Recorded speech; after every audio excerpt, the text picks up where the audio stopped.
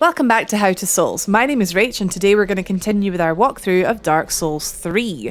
So first of all, we're going to do something very, very important, and that's to take a good look at our fashion. It doesn't really matter what you wear, everything has different strengths and weaknesses, as long as it looks good.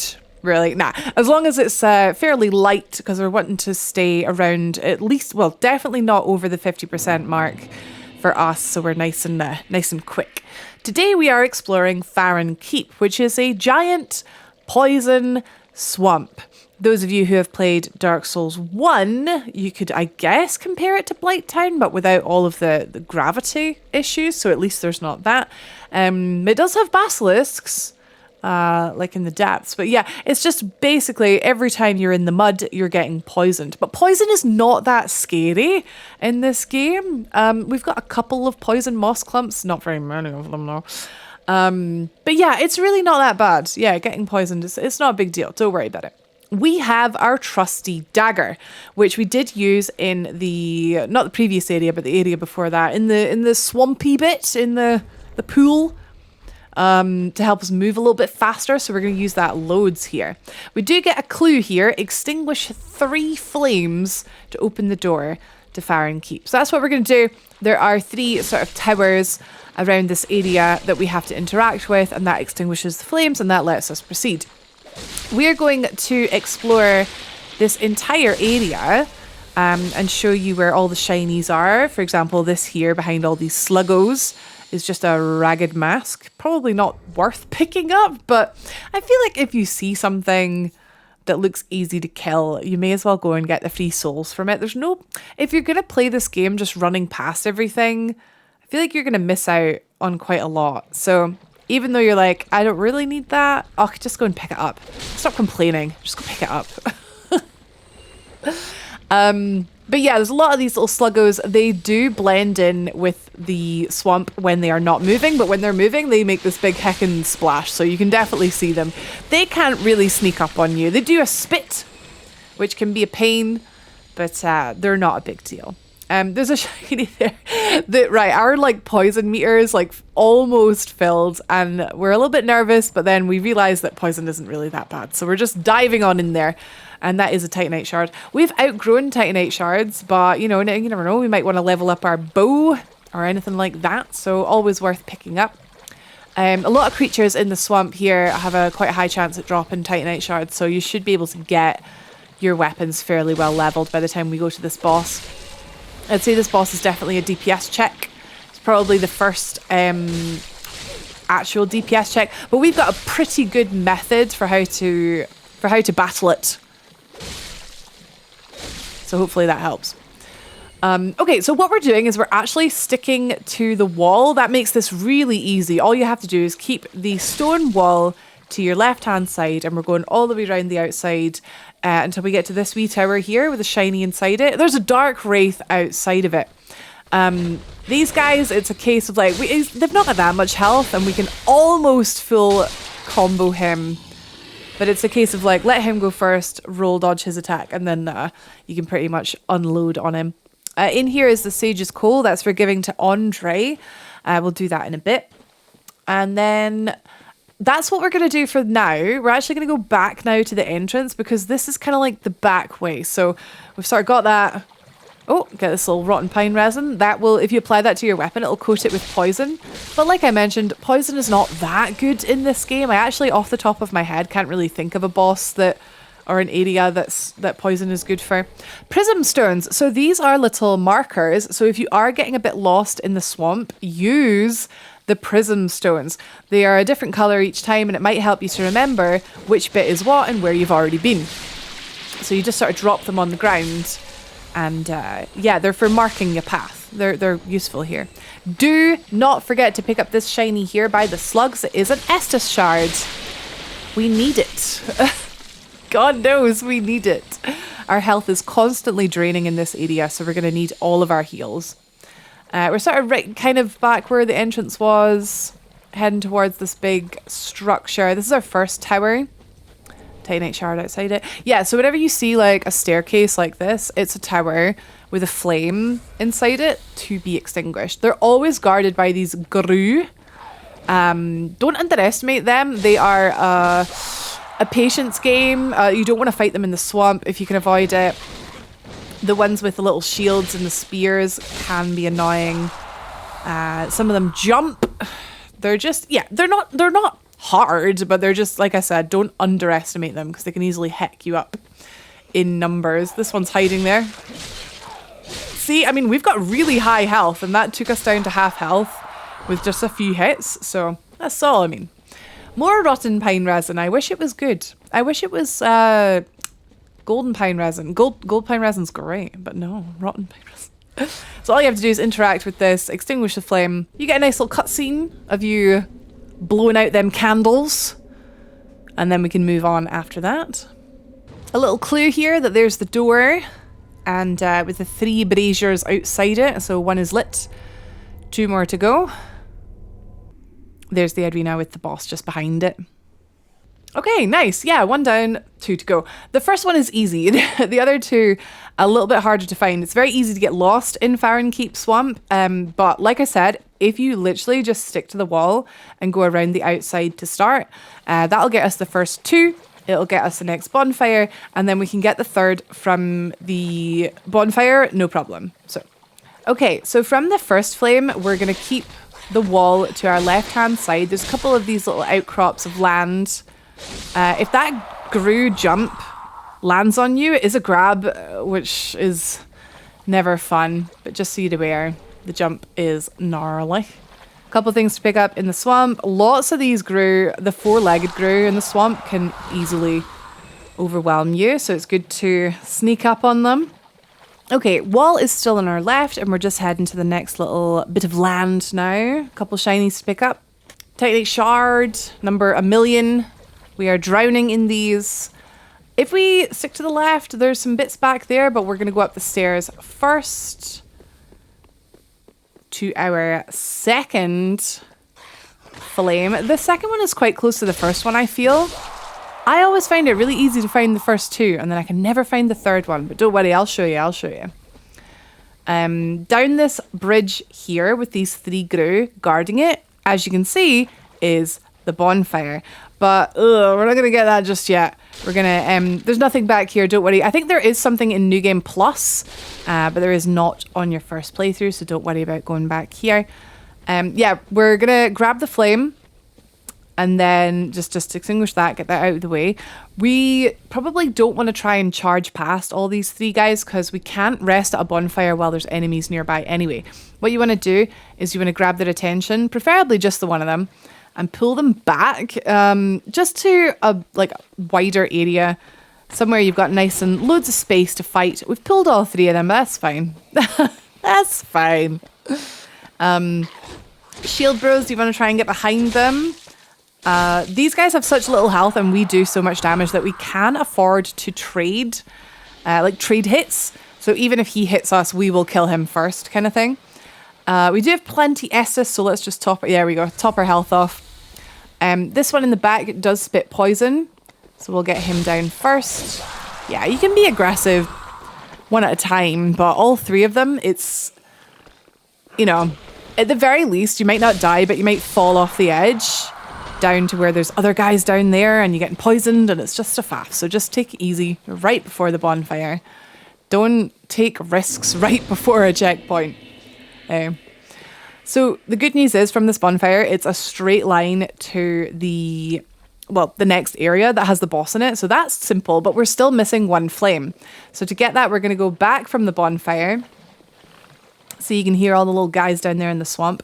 There's a group of these 3, they're like massive grues. And they summon little like spooky skulls, and they can be quite difficult to fight. It's like by themselves. We're not going to fight all 3 of them at once. So we're just pulling this one away. These 3 are guarding some pretty cool treasure for our dexterity-loving, bow-loving friends. So we're going to go and get that, get some shinies, and then head to our 3rd flame. So mind I said, around the back here, we could have gone around the other side. We're sticking this way. Yeah, it's probably as broad as it is long. It's 6 and 2 threes. Just heading towards where we saw that group of 3 large lads. as long as you fight them one at a time, they're not too bad. Every time they slam their great big weapon down, which is basically a tree, it does erupt in all these little spooky skulls, so you need to be aware. Pretty much every time they attack you, hopefully they don't hit you, but you'll have to dodge the attack and then dodge the little skulls that come out of the attack. This is an absolute amazing shot that she didn't even mean to make, but it worked, and I just think that's beautiful. Yeah, so if you watch here, she says, and then the camera turns around. Yeah, there's these wee skulls. So if we pull it back to where the swamp isn't super deep, the swamp's quite deep here. Okay, cool, here. As long as we can move semi-quickly and we're not just walking. It's very hard to fight these guys when you're just walking. Feel free to use the trees as well, like we're doing here, to block the skulls. There we go, that's better. Okay, so we do... once again, like pretty crazy damage. Healing in the middle of a fight is never recommended, but when you're kind of desperate like that, obviously it has to happen. But yeah, these guys, it's a case of like, you can be super aggressive, but just make sure you have enough stamina left to roll out of the attack and the skulls. If you strafe around, the skulls should hit the ground or hit the trees. And you can take 1 or 2 hits as well, because we have been leveling our health really high for things like this. Like, because we have enough health to be aggressive, because we do so much damage. And there's the third one. The second one did drop for us the black bow. Black Bow of Faris, was it called? I looked away for a second. I'm pretty sure it's Black Bow of Faris. It's the highest scaling dexterity bow in the game. If I'm not mistaken, it's pretty good. And we are going to get quite high dexterity. We're not really using the bow as a source of damage. We're more using it for pulling, for crowd control. But if there ever is a situation where we want to do some damage from afar, we may as well make every shot count. So the black bow is pretty good for that. We also got some amazing fashion, this like archer helm. I'm a big fan of that hat. It's got a little feather in it. Mushrooms! Bit of Dark Souls 1 fan service. This game is full of these little Dark Souls 1 like Leo point moments. And a lot of people criticize this game for that. Oh, sorry, big crab by this white tree. Big crab. Don't fight him in the deep part of the swamp. We're pulling him back. This one has way more health than our friends. Or is it more defense? He's chunkier than our friends back in the Road of Sacrifices. So we're just being a little bit more cautious with this guy. We did get the stagger, which means we can get the critical hits by moving in front of him. This one drops the Lingering Dragon Crest Ring, which makes your spell effects last longer. So things like Magic Weapon, or I was going to say Terra Magica, but that's an Elden Ring spell. Spells that have a duration, Lingering Dragon Crest Ring makes them last longer. So this is our third white tree that we found. It's got a crown of dusk under it. If you are a spellcaster, I'm sorry to hear that. That will improve your casting. But once we pick up all the white branches here, boom, it is done. Our our giant friend that was helping us, well, that was trying to kill us and then started helping us at the top of the tower in the undead settlement, he has just passed away.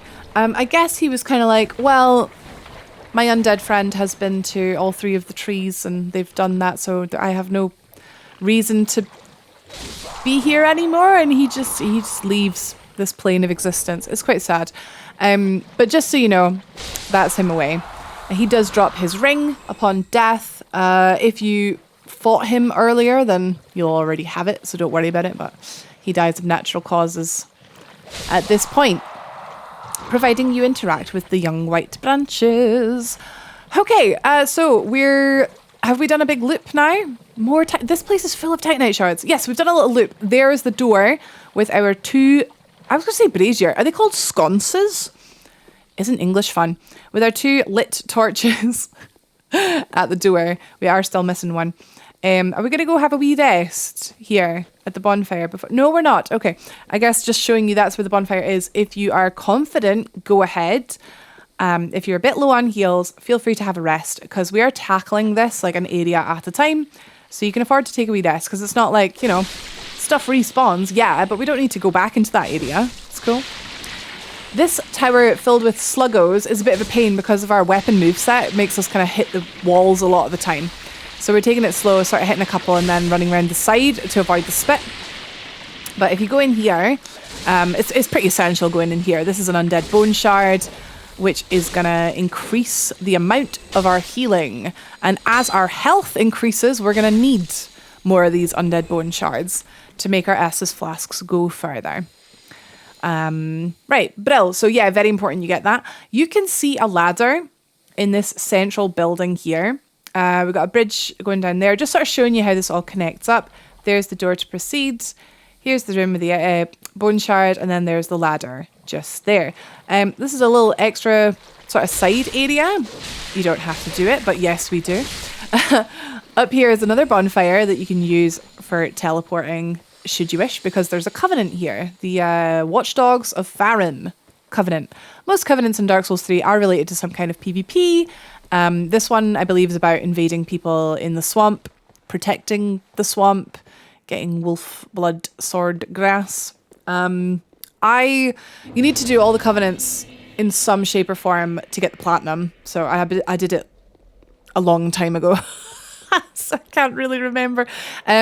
We'll definitely do some kind of separate covenants guide, and we can refresh ourselves together at some point.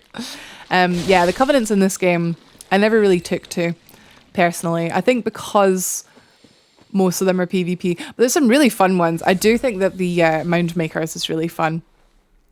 Over here, we're just going to pull this guy back because he's in a deep point of the swamp. I'm going to pull him back here to favourable ground.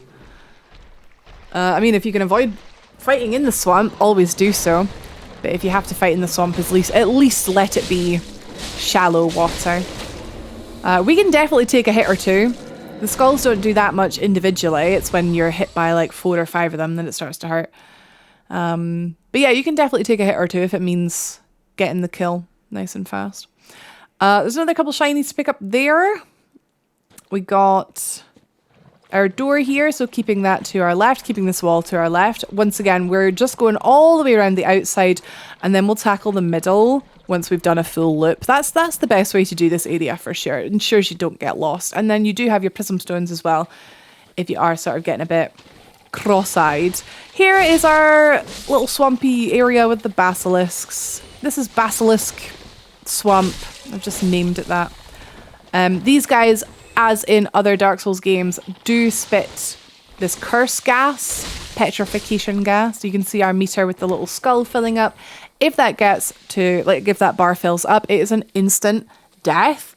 So luckily, because of the armor that we're wearing, we have quite high curse resistance. That shouldn't ever fill, but it's halfway now. Do avoid standing in that smoke as much as you can, because it fills up faster than you think. Whereas poison is not a big deal, curse is an insta-death. So in here, in this little cave, we have the golden scroll. And don't forget this chest, it's kind of hidden with the fashion inside it. Nice wee dress for you lads. There you go. Okay, yes, right, that's basilisk. There's more basilisks, but that's the little cave done. So if we stick going round to the left, here they are. Aren't they adorable? They're so zippy. I don't remember them being this zippy in other games. They're just jumping about. If you are embered, which we are because we just killed the Deacons of the Deep, we haven't died yet in this area, you will summon, or rather you'll be invaded by Yellowfinger Heysel. Heysel does invade you in the Crucifixion Woods as well. Heysel is I believe, one of the fingers looking to kill you, cut off your finger and give it to the Worm Queen.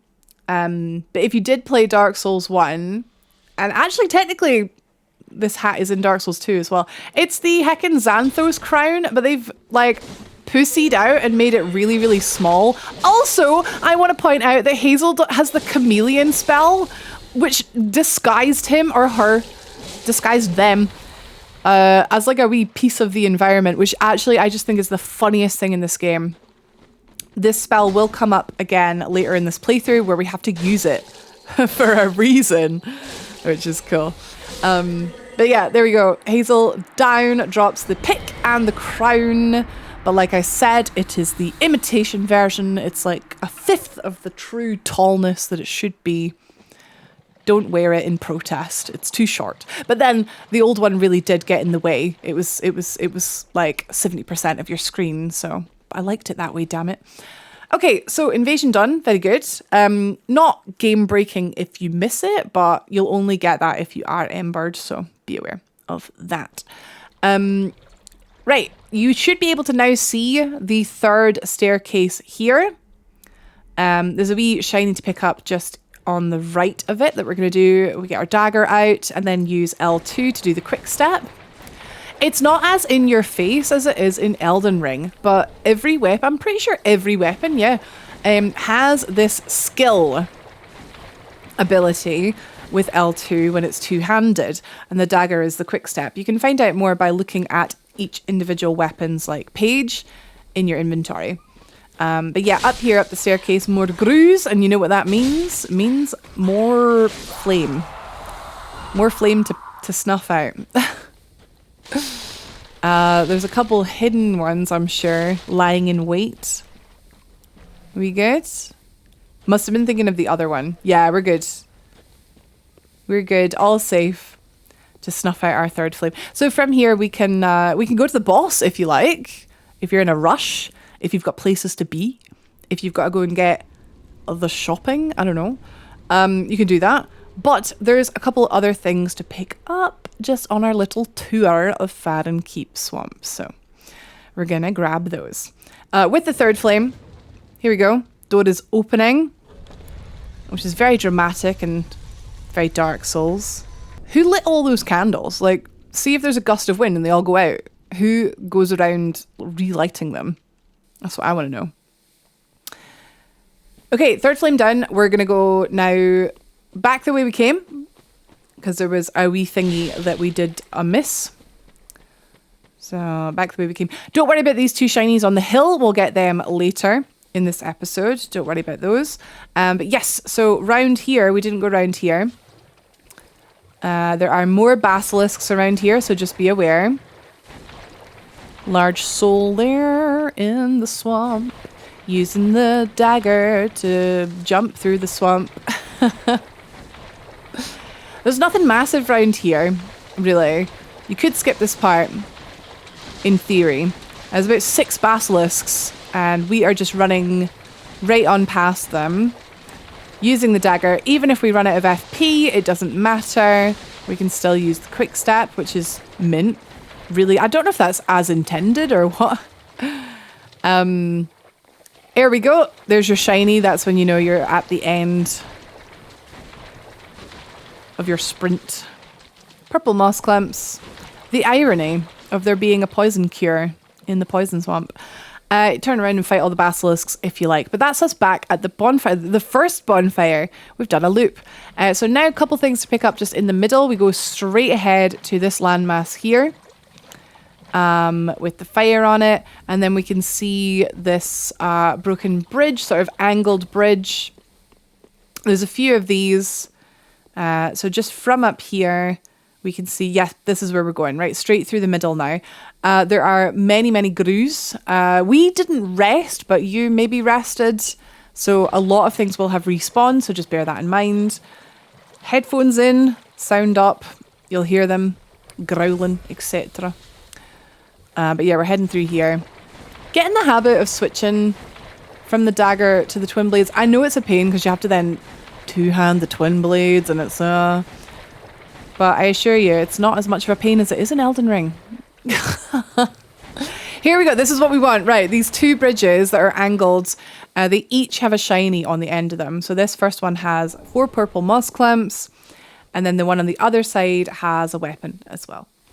We have more of these giant grue. Killing them doesn't give you anything, but it's a decent amount of souls, actually. At this stage in the game, we're about to go to, I'd say after the next area. So we've got this area. The boss, like I mentioned before, can be a bit of a DPS check. But then the next area, after that, I would say is when this game starts to really ramp it gets really difficult, in my opinion, compared to like all of a sudden it's really difficult. It's like a visibly noticeable difficulty increase. There you go.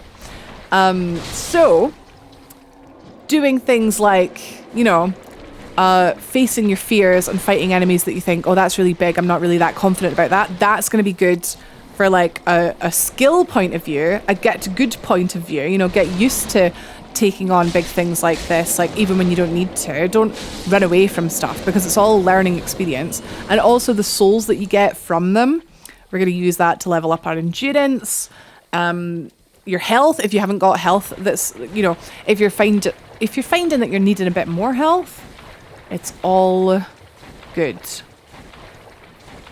I do think if it's your first playthrough through the game and you're running through areas, you're not really doing it right. Or if you're sort of shying away from mini bosses. You can't even call this a mini boss. They're not that bad. I mean, that was kind of bad, but yeah, they're slow. They're slow. Brilliant. Okay, so yeah, decent amount of souls from them. We're on 34k. It's a couple of levels that. Plenty of Titanite shards. No excuses now if your weapon's not at +4.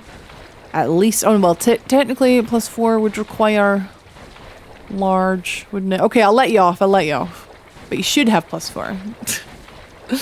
There's another couple of large Titanite shards here, so we should be able to get to +5 in this episode.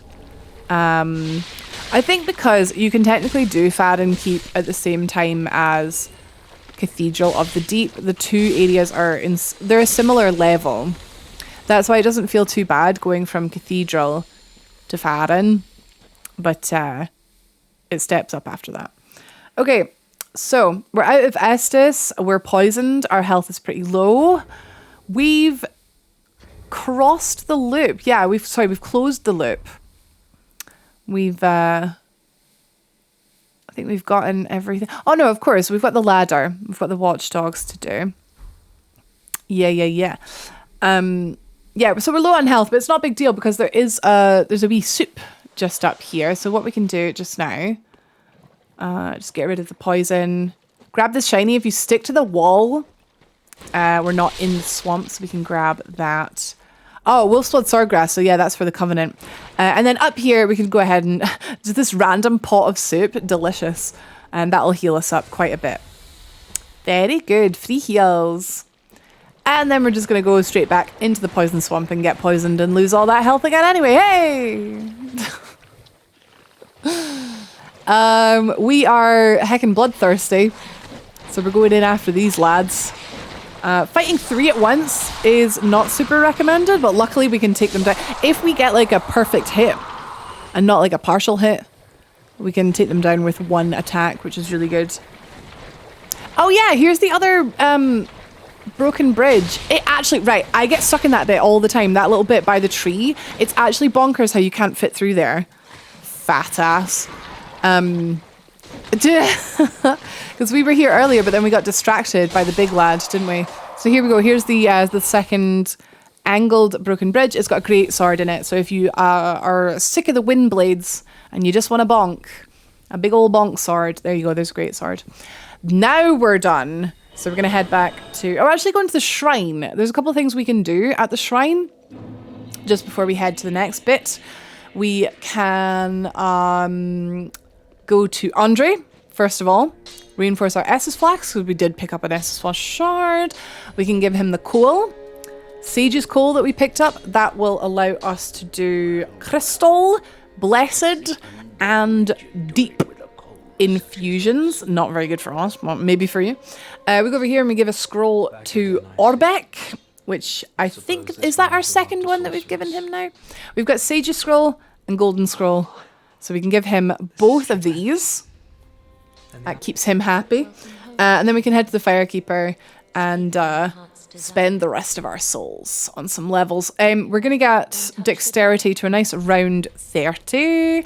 And then now we're going to really start pushing Endurance. 30 is really, really good for Dex. We don't really need more. But what we do need, we don't need more per hit. We need more hits and more rolls. So Endurance is going to really help us from now on. We're going to go back now to the previous area. Just to quickly, I did mention that that is now the Great Bow Giant, our friend.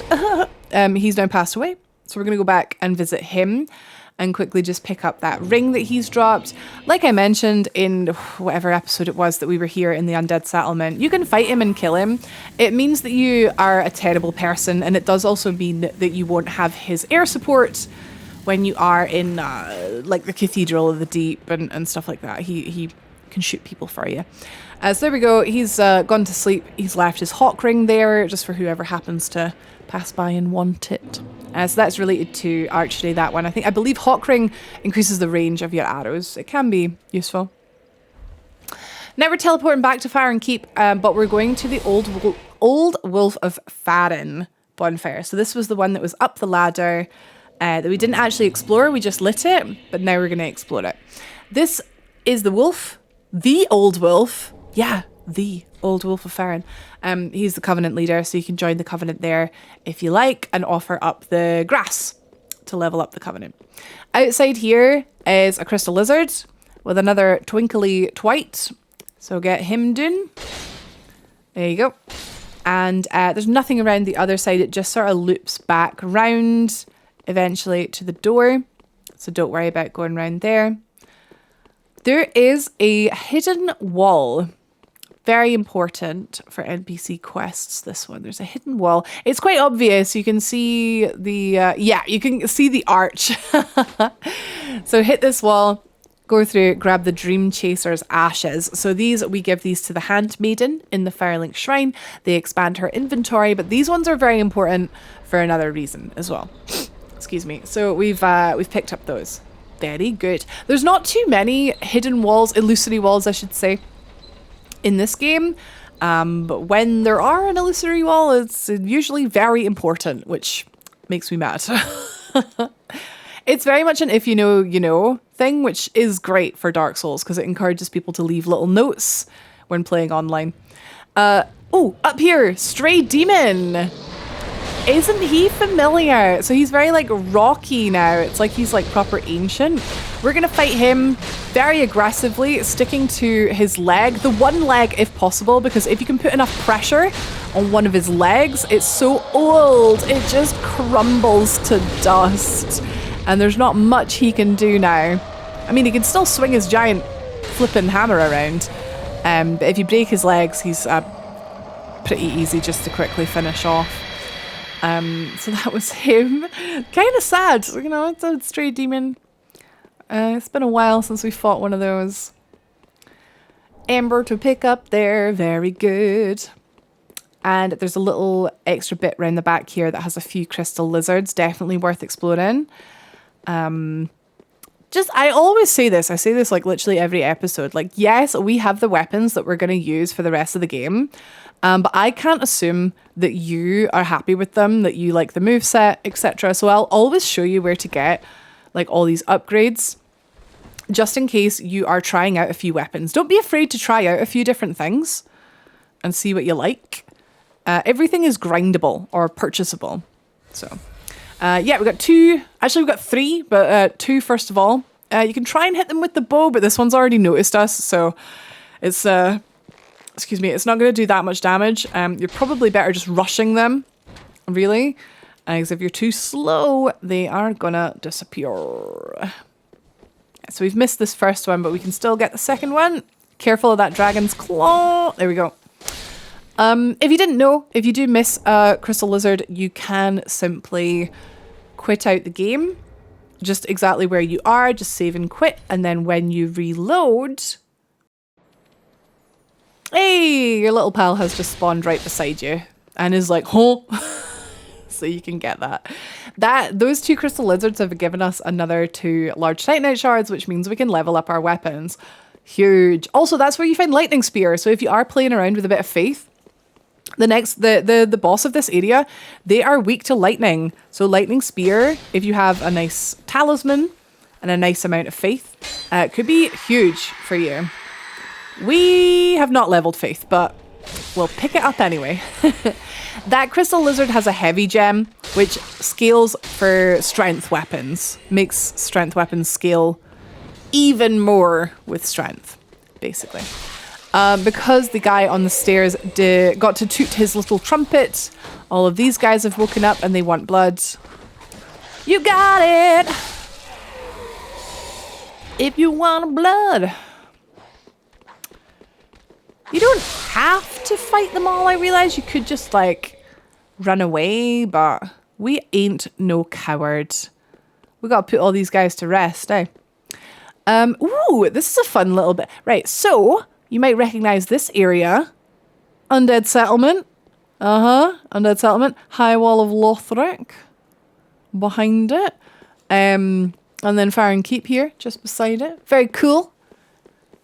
Very cool. I do like it. It's all very grey, but if you know what you're looking for, I just, it's so simple. Like, I like being able to see places that I've been and places that I'm going to. It's just, I don't know, it's cool. It does help the world feel more connected, which is something that I think Dark Souls 3 suffers from, feeling disconnected. But once you realise, just simply look at the horizon, like, oh, that's that place. You go, oh, oh yeah. Okay, so that's actually proper final.mp4. That is us finished now. So we're going to head through to fight the Abyss Watchers. Ooh. I think we'll pop to Firelink Shrine first of all, because we've got the Dream Chaser's Ashes and because we do have enough now to level up our weapons. So we could have combined, I realise we've just been to Firelink Shrine and we're going back. So you can combine these two trips, really. But I don't know, the Stray Demon, the first time you fight him, can give you a bit of bother. So maybe not a bad idea just to bank the souls. I don't know. Right, giving the Handmaiden the Dream Chaser's Ashes not only expands her inventory, she sells a few new things. Oh, you have to tell her where you found it. We're not, we're not being dishonest in this playthrough. We're a man of the people, or a woman of the people. It must come from one most Someone foolish indeed. I looked this up because I was like, I'm pretty sure this is not an Easter egg, but like, I'm pretty sure, the community is pretty sure, the Dream Chaser's Ashes are, it's her son. And that's why she has that reaction to it. It's her son and Sidis's father, which I think is really interesting. She now sells Titanite shards infinitely, which is cool. A couple of new bits of armor. The life ring, blooming purple moss clumps, useful stuff with that. We're going to level up our weapon at Andre. So now it's +5. And then we're going to head to the Firekeeper and hopefully get one more level. Oh, we're 400 souls away. So we're going to pop a soul just from our inventory. The fastest way to do that is just to go to the Handmaiden and sell it. It sells for the same amount as if you ate it. So if we sell a 400 and then a couple of 50s, yeah, we don't want to waste them. There we go. So definitely enough to get a level now, which we're going to pop into Endurance. So that's that at 18 now. Not bad. That's only 25 vigor. God, I feel like we have a really big health bar for 25 vigor. So now, right, triggering Cirrus's quest. Giving the Dream Chaser's Ashes to the Shrine Handmaiden triggers the next part of Cirrus's quest. So we've met her before, and now this is us meeting her for the second time. And that progresses her quest. So she's like, right, if you require assistance, I'll help you on your journey. Right, good. So next part is not for a wee while now, so we can relax about her for a bit. Last thing, oh no, we got the Undead Bone Shard. We're good. Yep, okay. So from here back to the Keep Ruins. It's boss time. You can't put it off any longer, guys. We have to go and do it now. Oh, it's so cool. Abyss Watchers are so cool. They're so good.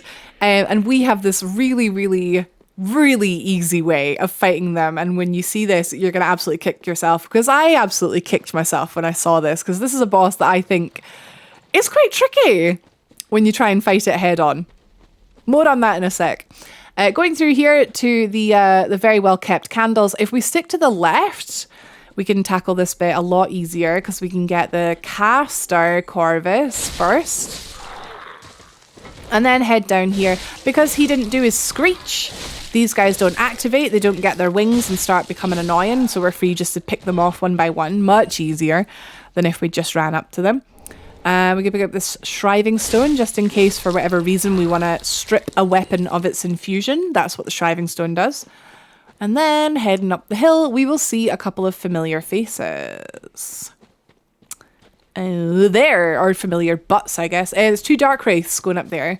Be aware, fighting 2 dark wraiths at once. Flipping sucks.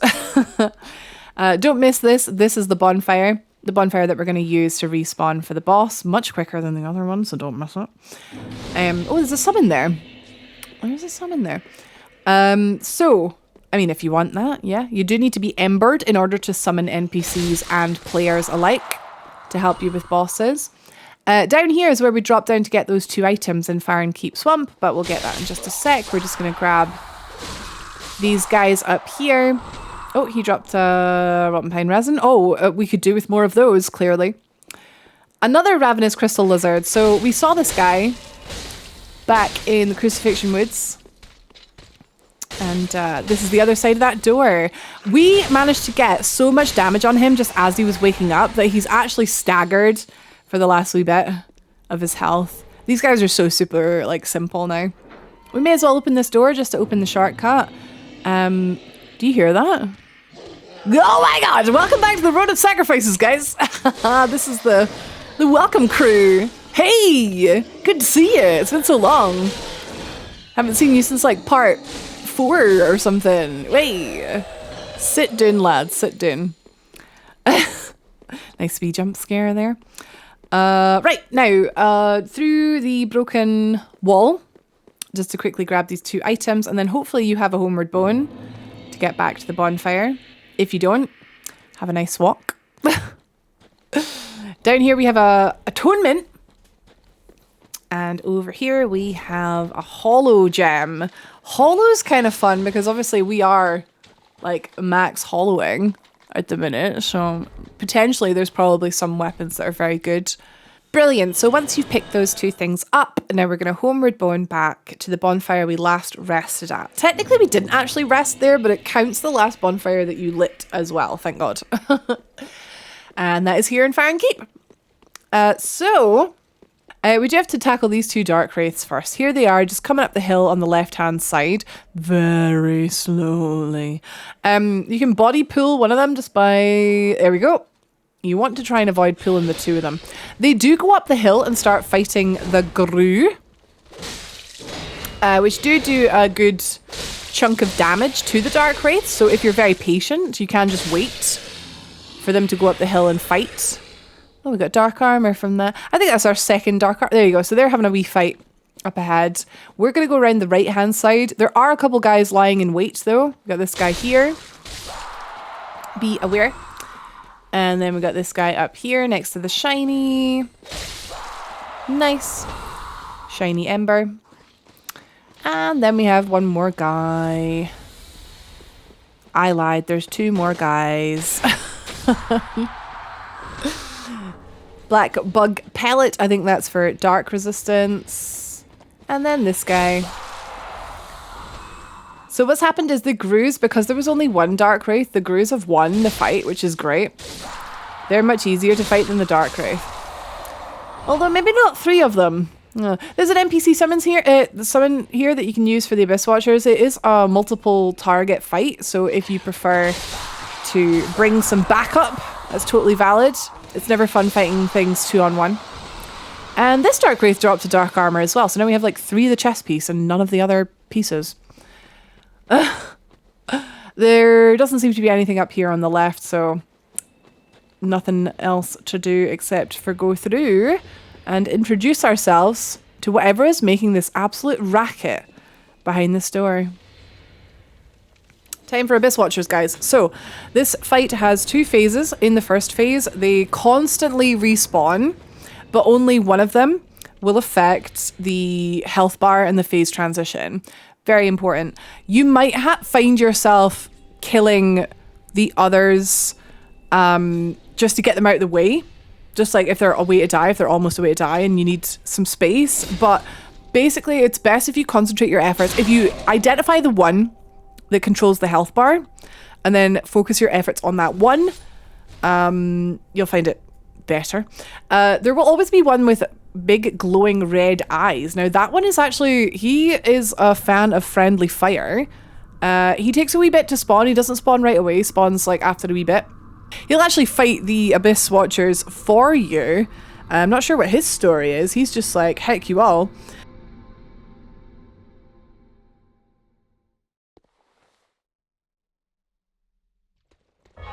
Okay, here we go. So this first one is the only one we actually have to kill to progress to phase 2.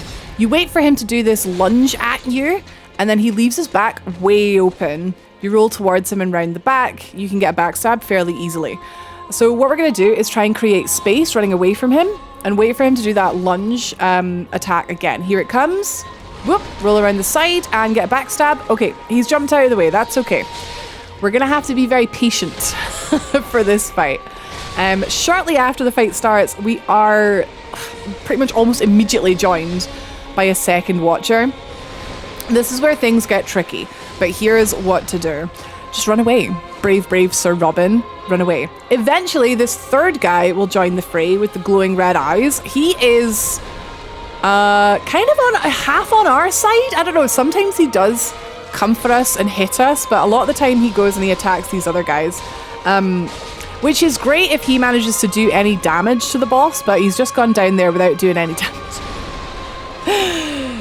So the idea is here, we're going to stall for time, run away, focus on avoiding all combat until our red-eyed pal joins the fight, distracts our two guys. As long as we keep this guy targeted, we know which one we have to go for. Hitting the other guy will do nothing. He'll just summon another one if we kill this one. There we go. So because it's one-on-one, you can see the health bar going down. He is doing a wee bit of damage to the boss, and we're doing absolutely nothing. It's very satisfying. Okay, that's another one down. So back to running away, waiting for Red Friend to respawn. Doesn't take too long, few seconds. It is not recommended to wade in there and try and fight them both at once when there is such a great method. Oh, he barely stood up, guys. You're such bullies. Oh, here we go. Here's our guy on the outside. If we can move in and get a backstab, perfect. That is exactly what we're looking for. Really clear windows of opportunity to just sneak in on the edge of the fight, not in the middle of the fight, just on the edge, and get this guy. So he's almost down. The other one's almost down, actually. So you could, I suppose, just quickly take him out. Bow, throwing knife, etc. But here we go. Our third guy's back already. It's just worth being patient and waiting for your moment. Yeah, he's in the back, so we're... that's a shame. That's a shame. They're so far apart. And yeah, having both of them in your sights is essential before you start going for hits. Just playing the patience game. You'll be glad to hear phase 2 is very different. It's one-on-one in phase 2. So here we go. Right, they're both going for him. He's going for them. We can maybe sneak in here, maybe get backstab. We ran the risk there of being hit by Red Eyes' sword, so we're just playing things safe. We do have plenty of heals though, so we could definitely be a bit more aggressive. Perfect! There we go. There we go. As soon as you get this guy down, the others just die automatically and it goes straight into phase 2. So I mentioned phase 2 is just one guy. He has a completely different moveset. What we're looking for, and everything has like fire aftermath as well. So sometimes if you roll, bear in mind you might have to roll twice to dodge the attack and then the fiery aftermath of the attack. But if you do what we're saying and literally just bait this one attack combo, this guy can go down pretty easily. It is a triple attack. He's going to do it right away. It's a charge and then a slash and then a jump. You will start to recognize it. After the jump, it is very easy to roll towards him and round the back and get your backstabs. So here we go. It's going to come up pretty much right away, I'm sure. So we'll need to stay a good distance away from him in order to try and bait this attack. Here we go. Oh, nice wee heal. Very good. Okay, so lunge. And then a swipe. And then he'll do a jump. So we'll roll around his right-hand side, our left-hand side. And it's very easy to grab the backstab from there. So lunge. Okay, that was just a lunge. We're just gonna run back from everything else, avoid everything else. Lunge. Oh, whoopsie. So that was an instance there. There's the jump. So around the back and backstab. That was an instance there of where we avoided the attack, but then we still got hit by the fire aftermath. So that's what I was saying to be aware of. And the jump. So we went around the right-hand side that time, which, his left, our right. Which I do think is a bit trickier to position, but we made it because we're pro. And back to oh yeah, rolling into that. Not great. Okay, don't panic, don't panic. Plenty of health. We can survive a few hits from this guy before it starts to be a problem. Here comes the jump.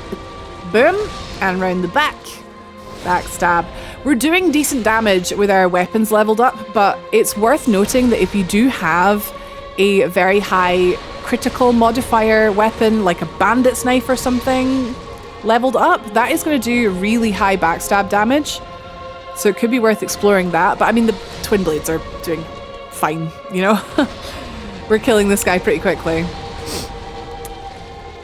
Oh. That was very well dodged, but also very risque. And if you can get the backstab, obviously, you don't need to heal. Or you do need to. You get the backstab, you can heal while he is recovering from the backstab, is what I meant. You do, of course, you need to heal. Get in the habit, I guess, with this boss of always dodging to the side as well, because a lot of them have pillars of fire. A lot of the attacks have pillars of fire that come out of them. Yeah, hopefully that was clear. I just thought, wow, just thought that was beautiful. I love this boss fight. I just think it's really, the music is great. The actual, like, the theming of it is great. I'm an Artorias fangirl from Dark Souls 1, so Abyss Watchers, I think, are just so cool. I really hope you enjoyed that one, because I thought it was mint. That was Farron Keep. That was the Abyss Watchers, and that was one of two bosses that will now allow us to go through to the catacombs. So you need to have completed the Cathedral of the Deep and Farron Keep, both the bosses at the end of those sections, in order to go to the next area, which is the Catacombs of Karthus. So that's us now done both. If you haven't already done Cathedral of the Deep, you can look up my walkthrough for that. It's just the part that came before this. So do that, and then you'll be able to join us for the next part, which is the Catacombs. Perfect. Thank you so much for watching, everyone. I hope you enjoyed. I hope you're enjoying Dark Souls 3. If you enjoy the walkthrough series, be sure to give it a like, and then I like you back. And subscribe to see the next parts first. I have been Rach. Charlie's playing the game exceptionally well, and we will see you in the next episode.